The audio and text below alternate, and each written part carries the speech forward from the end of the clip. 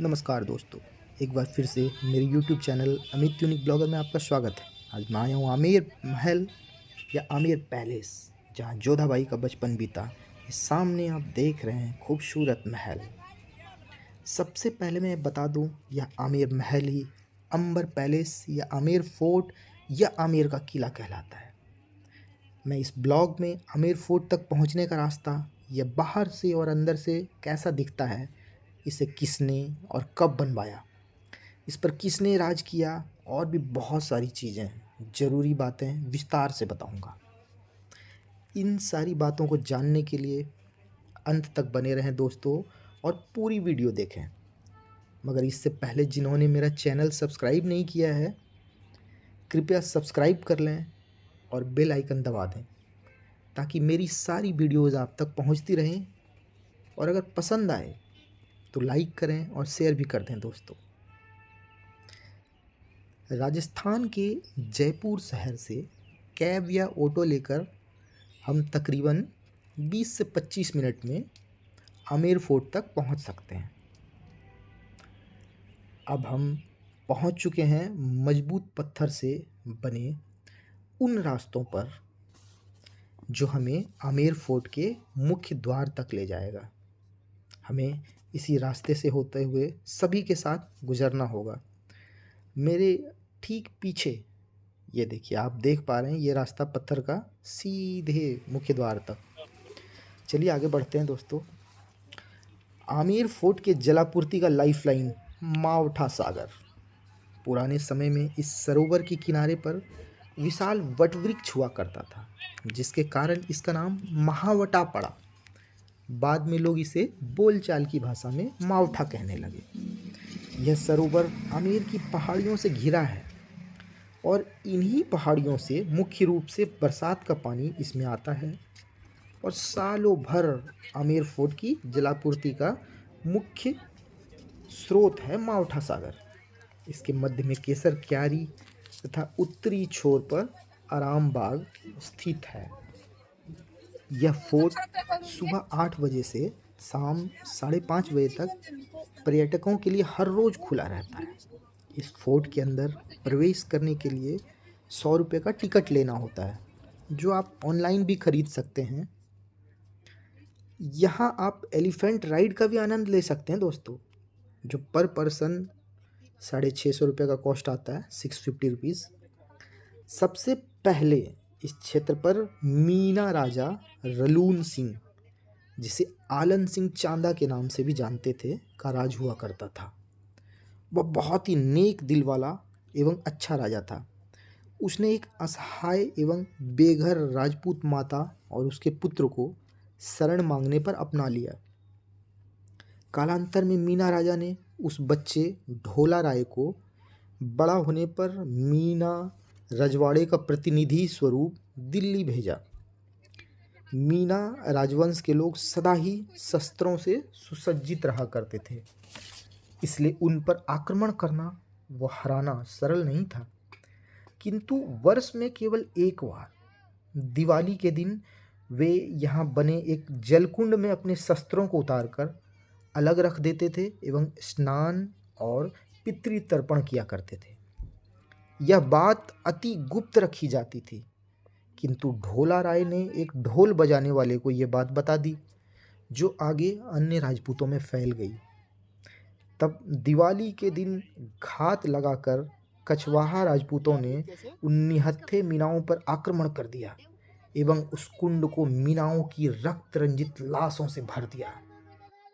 राजस्थान के इतिहास में कछवाहा राजपूतों के इस कार्य को अति हेय दृष्टि से देखा जाता है। इस प्रकार वहाँ कछवाहा राजपूतों का राज स्थापित हुआ।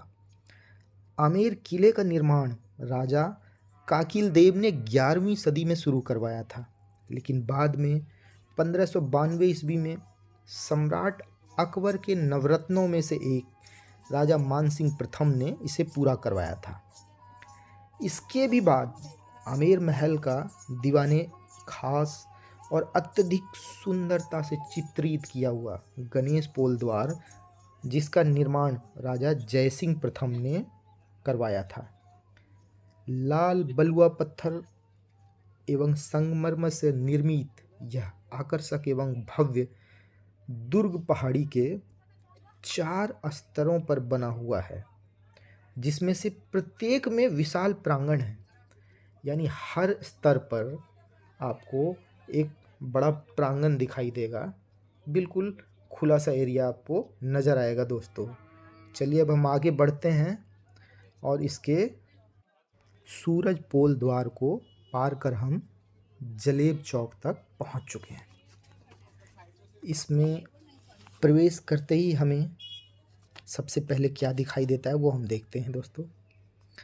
यह पहला स्तर है और हमें सबसे पहले विशाल प्रांगण दिखाई देता है और द्वार के ठीक दोनों तरफ 2 उस जमाने की तोपें रखी हुई हैं। पर्यटक इन तोपों के साथ फ़ोटो खिंचवाने का आनंद ले रहे हैं, जैसा कि आप देख पा रहे हैं दोस्तों। इस विशाल प्रांगण का इमरजेंसी सिचुएशन में सेना को इकट्ठा करने में इस्तेमाल किया जाता था।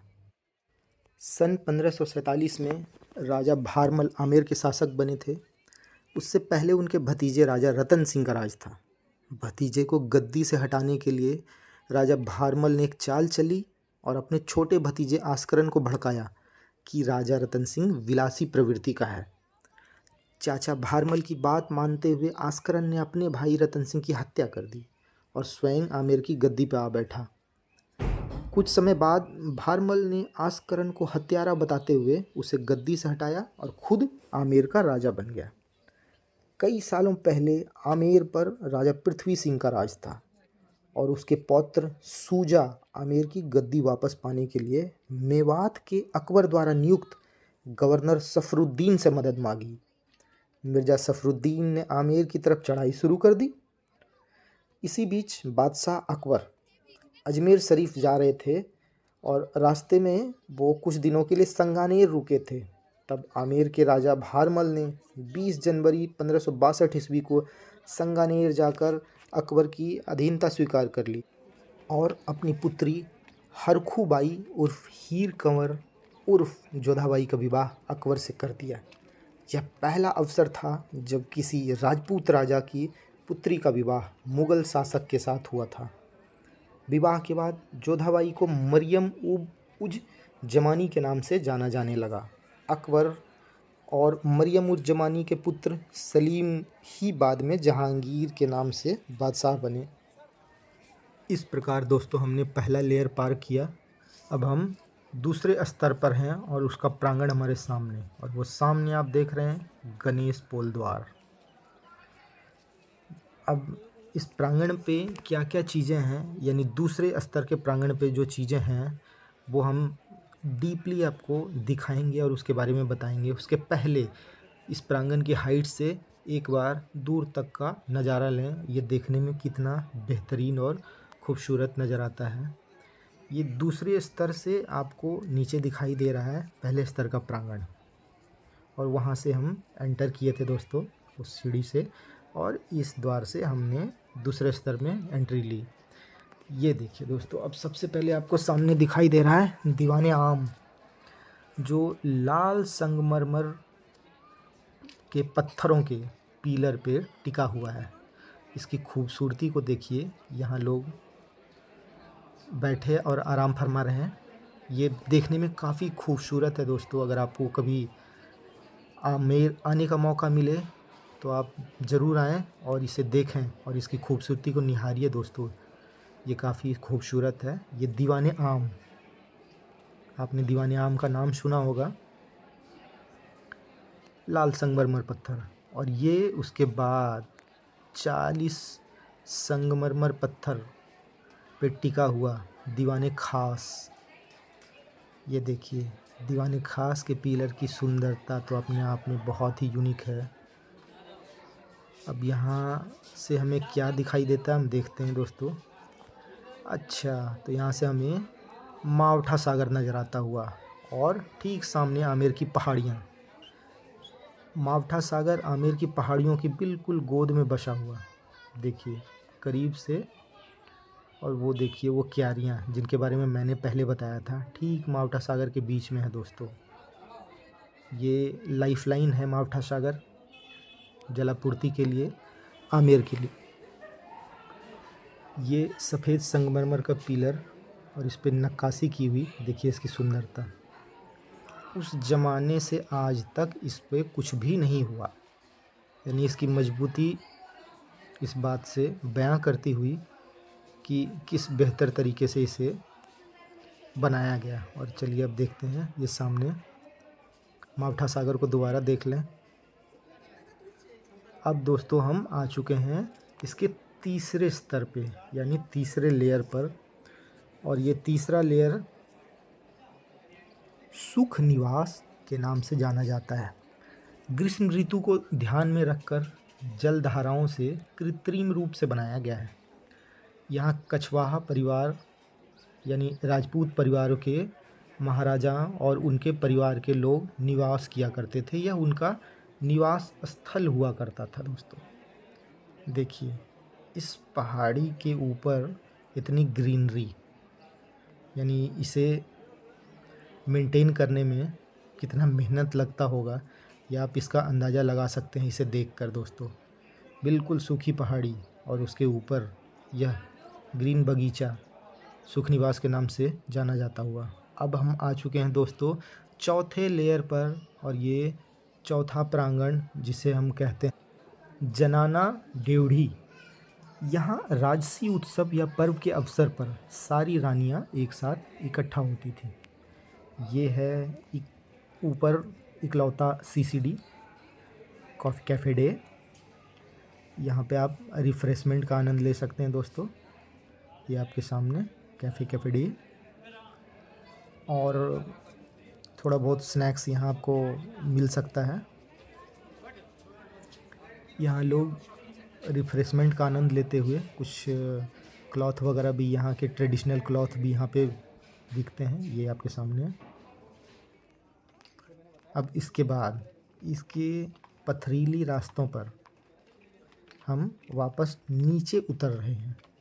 जैसा कि मैंने आपको चारों लेयर दिखाया, चारों स्तर दिखाया, और इन चारों स्तरों पे क्या क्या चीज़ें हैं उसका मैंने वर्णन किया। अब जब हम चौथे लेयर से नीचे उतरते हैं तो आप देखिए दोस्तों, धीरे धीरे इन रास्तों पर यहाँ की ट्रेडिशनल चीज़ें बिक रही हैं। पर्यटक बड़े शौक़ से इन चीज़ों को ख़रीद रहे हैं, जैसा कि आप देख पा रहे हैं। अब हम धीरे धीरे चौथे लेयर से तीसरे, दूसरे और पहले पे होते हुए वापसी करने वाले हैं। तो ये हम चौथे से तीसरे लेयर की ओर उतर रहे हैं दोस्तों। अब एक सबसे ख़ास चीज़ मैं दिखाऊंगा, उस सुरंग का वर्णन करूंगा जो यहाँ से जयगढ़ फोर्ट की ओर निकलता है। ये देखिए आपके सामने, ये बाएं पर ये देखिए एरो मार्क, सुरंग का रास्ता यहाँ से सीधे या जयगढ़ फोर्ट पे निकलता है। और जयगढ़ फोर्ट स्पेशली सैनिकों को रखने के लिए बनाया गया था। यहाँ से तकरीबन 2-2.5 किलोमीटर की दूरी पर है। यहाँ राजा के परिवार हुआ करते थे और जयगढ़ फोर्ट में सैनिकों को इकट्ठा करने की व्यवस्था होती थी। इन जगह पर मीना बाज़ार बसाया जाता था दोस्तों। ये आप सामने देख रहे हैं। उस ज़माने में यहाँ एक बाज़ार लगता था इस आमेर फोर्ट के अंदर, जिसे मीना बाज़ार के नाम से जाना जाता था। ये देखिए उन झांकियों के ही कुछ प्रारूप के तरह से आप सामने देख पा रहे हैं कि कुछ दुकानें आज भी यहाँ लगाई जाती हैं। मीना बाज़ार के नाम से ही इन्हें लगाया जाता है। आप करीब से देखिए, अलग ही यूनिक चीज़ें देखिए, जिन्हें मैं थोड़ा जूम करके दिखा रहा हूँ।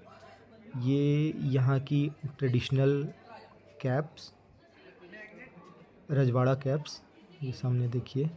यहाँ कुछ बैंगल्स हैं।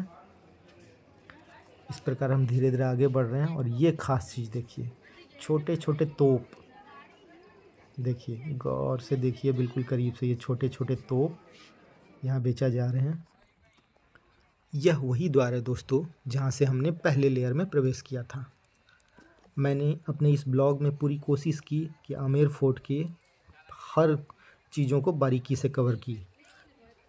अगर आपको मेरा ये वीडियो पसंद आया तो लाइक करें, शेयर करें एंड सब्सक्राइब करना ना भूलें दोस्तों, ताकि मेरा ये एफ़र्ट बेकार ना जाए और मैं ऐसे ही वीडियोज़ आप तक पहुंचा सकूं। नमस्कार दोस्तों।